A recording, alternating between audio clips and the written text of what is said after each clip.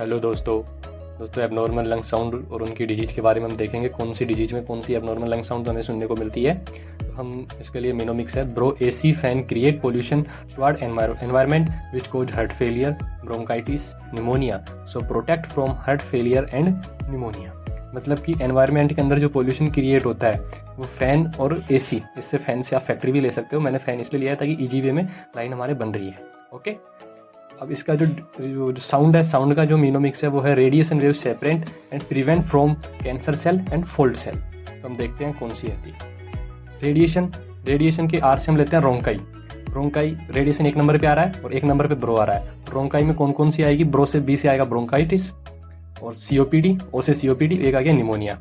Wave के W से आती है विजिंग हमें किस में देखने को मिलती है? एसी में।